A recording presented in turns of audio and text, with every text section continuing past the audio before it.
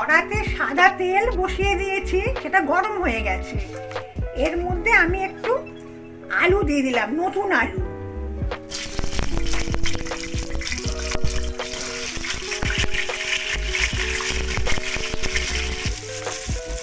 এতে একটু নুন দিয়ে দিলাম।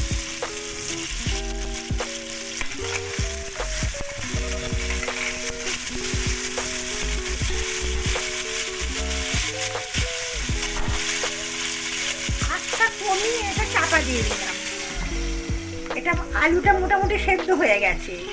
এর মধ্যে চাপা দিয়ে দিয়ে করেছি তো, জল দিইনি। এর মধ্যে আমি একটু আদা বাটা দিলাম।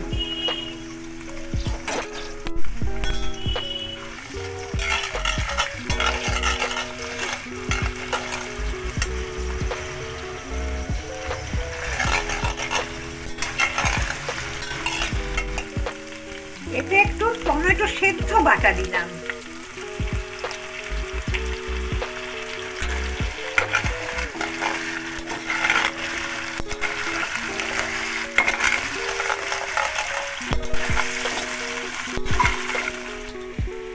সমান পালং শাক আর মেথি শাক আমি ভালো করে ধুয়ে ফুটন্ত জলে দিয়েছি, দিয়ে তারপরে সেটাকে ভালো করে ঠান্ডা জলে দিয়ে একেবারে ঠান্ডা করে নিয়ে জল চিপে বেটে নিয়েছি।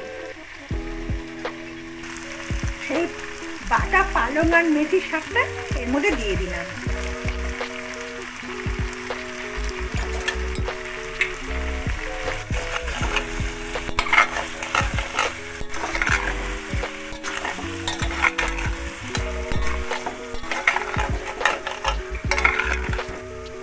মশলা ধোয়া জলটা এর মধ্যে দিয়ে দিলাম।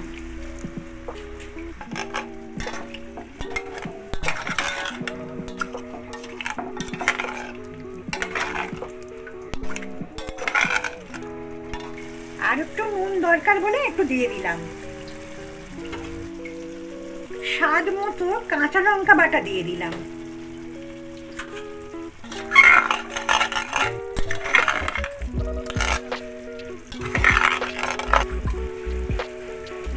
এতে একটু ঘরোয়া গরম মশলা বাটা দিয়ে দিলাম, দারুচিনি, ছোট এলাচ আর লবঙ্গ।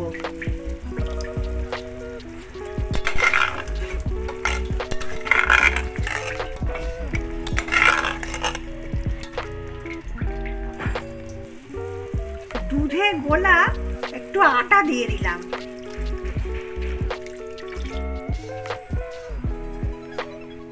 আঁচ কমিয়ে চাপা দিয়ে দিলাম।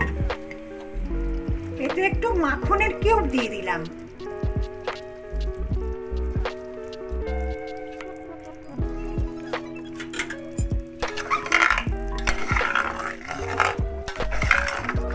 রেসিপিটা রেডি হয়ে গেছে।